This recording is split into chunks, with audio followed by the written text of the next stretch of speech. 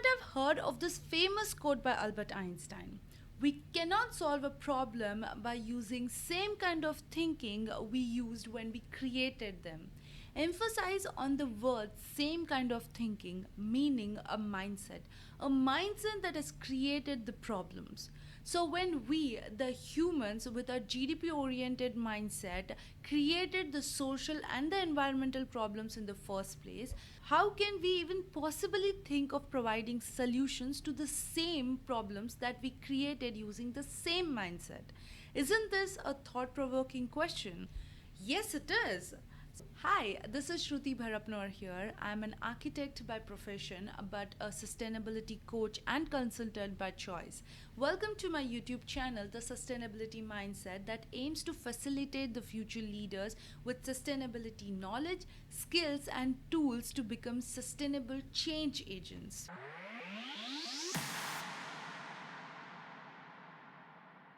In today's video, we are going to understand why we need to shift from a GDP oriented mindset to a sustainability mindset. Then we will talk about, can mindsets be changed to sustainability mindset, or is it too late? And last but not the least, we will understand the prospects of having a sustainability mindset. Let's move towards our first question. Why we need to shift from a GDP oriented mindset to a sustainability mindset? Well, to begin with, GDP oriented mindset is a problematic mindset, a mindset that creates problem. This mindset is responsible for most of the environmental problems like air pollution, water pollution, global warming, natural resource depletion, or even social problems like overpopulation, overconsumption, inequality, poverty, hunger, migrations, etc. Now, I believe that you cannot use same one-dimensional kind of thinking to solve complex multi-dimensional problems that were created because of your one-dimensional thinking. To understand this even better, let's take just one problem that was created because of our GDP oriented mindset: overconsumption. Overconsumption is a situation where the use of natural resources have exceeded the sustainability capacity of the Earth's ecosystem. To understand this calculation, let's use a business language. Let's assume that Earth is running a business. For Earth to run a business successfully each year, on January 1, it sets a budget for humanity. And as every boss expects, Earth also expects from us to spend natural resources well within this budget. And for the next year's successful budgeting, Earth focuses on renewing its biological resources. But the problem the Earth is facing today is that we, the humans, are spending this budget earlier than it is supposed to. The budget that was supposed to last for a year ends somewhere around in June or July, causing an ecological deficit. In fact, in 2021, we finished our budget on 29th of July. Because of this problem, Earth is running in loss, and this loss is from last 50 years. Now, ecological deficit from last 50 years should be a concern for us because Earth releases this extra budget, the gap, from her savings account, which will run out of funds very soon. On top of that, she's already into a loss. So her business is running in loss and there is no fund in her savings account. So this particular business is 100% disastrous. The world's population today in 2021 needs 1.7 Earth's resources to support its demand. USA, being the world's biggest consumer, utilizes the resources as if they have 5 Earths. Whereas India, being the least, even though it has the second largest population in the world after China. How is India doing this? We will discuss in another video. Now, back to the question. Why we need to shift from the GDP oriented mindset to the sustainability mindset? First, we saw that the GDP oriented mindset is a problematic mindset. The second reason is the GDP oriented mindset is a mindset of more. More people, more production, more money, and more consumption. this is the best formula to increase the GDP. And that's what has happened since 1970s. The global gross domestic product has grown fourfolds. However, on the other hand, during the same period, that is 1970 to 2017, annual global extraction of material has grown from 27.1 tons, which is equivalent to 512,000 Titanic ships, to 92.1 billion tons, which is equivalent to 1,737,000 Titanic ships. This is like an average annual growth rate of 2.6% from last 50 years. I think the person responsible for the GDP formula did not consider the natural resource as a finite resource. In fact, he considered it to be an infinite resource.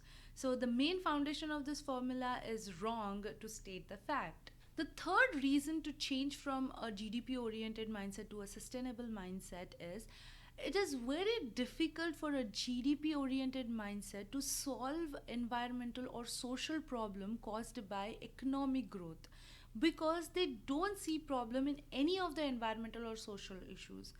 Take overconsumption. Even though there are clear environmental impact associated with overconsumption, for GDP oriented mindsets, overconsumption is a boon. If goods are produced and advertised, more people will consume these goods. When more people consume more goods, the GDP of that country increases. If GDP increases, people start to live a better lifestyle, and to maintain this lifestyle, people will start to consume more goods. This is like a vicious circle. You can never get out of this.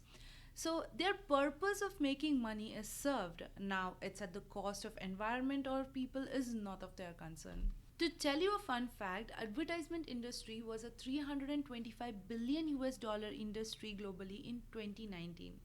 It's estimated to grow to 526 billion US dollars by 2023. And why am I telling this fact? Because advertisement is directly proportionate to consumption. Even though we know the problem, are not able to take any action. And to change this situation, we have to change the mindset of our leaders, politicians, CEOs, and even young generation. If not, nothing will really change. If nothing changes, the human race won't be present anymore to make any changes further, because Earth will survive, but we won't. Now that we have established that we need to change our mindset from a GDP oriented mindset to a sustainability mindset, the most important question arises: can mindsets be changed to a sustainability mindset, or are we too late? So, the dictionary meaning of a mindset is established set of attitudes held by someone. This can be paraphrased as our default attitude developed over course of time. For example, positive attitude. One establishes a positive attitude by daily practicing positive affirmations like I am strong, I can do it, I love myself, etc. etc. This will help to find positivity in the worst ever situation. Meanwhile, a negative attitude is established when focused on the nasty side of a person's experience or situation. For example, I can't do this, I am a loser, or why me, I am so unlucky, kind of a thing. So, therefore, it's safe to say that by changing our thinking, altering the routines and habits of thinking, it's possible to establish a set of attitudes or even mindset. In this case, the sustainability mindset. A sustainability mindset is a mindset that considers the planet, people, profit, and progress. We will talk more about the sustainability mindset in the next video. Coming back to the question, can mindsets be changed to sustainability mindset? Well, last year 2021, Russell Ronalds Association partnered with the United Nations Global Compact on a major research effort to identify and understand sustainability leaders in the business world. So in this research, more than 50 CEOs and the board of directors who have got a very good track record of achievements in both sustainability and corporate performance were called for a long conversation. The research was designed to understand their journey towards sustainability, that is, when exactly did they establish a set of attitudes towards sustainability or a sustainability mindset? So the results were intriguing. There were first set of leaders called the born believers. 45% of the sustainable leader described having a passion for environment or social issues from a very early age. Then there were a second set of leaders called as the convinced. 43% described an increased understanding of the strategic importance of sustainability as they grew in their career. And last but not the least, there was third set of leaders called the awoken. Just 13% described a pivotal movement of realization prompted by some major events or experience. Therefore, you can say that the sustainability mindset of these leaders were fostered and developed at different stages of their life. As a matter of fact, even I myself fall into the category of the convinced, because I understood the importance of sustainability during my master's degree time. So, therefore, it's possible to change the mindset even now. It's not late. Now that it's established that you can change to a sustainability mindset, we need to understand the prospect of having a mindset. Why? What is the need of it? If you are a business owner, the commitment to sustainability is at the all time high right now. According to the United Nations report, A New Era of Sustainability, 93% of CEOs believe integration of sustainability will be important to the future success of their business. 72% of CEOs cite a brand, trust, and reputation as one of the top three factors driving them to take actions on sustainability issues. And 96% of CEO believe that sustainability issues should be fully integrated into the strategic and operations of a company. If you want your business to be successful in the new era of sustainability, go sustainable. There is no way out anymore. Now, if you are an employee or a recent graduate, listen carefully. 91% of the CEO report that their company will employ new technologies, example, renewable energy, energy efficiency, information and communication technologies to address sustainability issues. So please go towards that field. And if you are a student, developing a sustainability mindset at an early age will provide an additional advantage to your career and life, because sustainability is vast. It took me 4 years. I spent 40,000 to 50,000 US dollars to understand that sustainability is an elephant. And in this 4 years of study with two paper publications, I have just explored the elephant's tail yet, and I think it's a long way to go.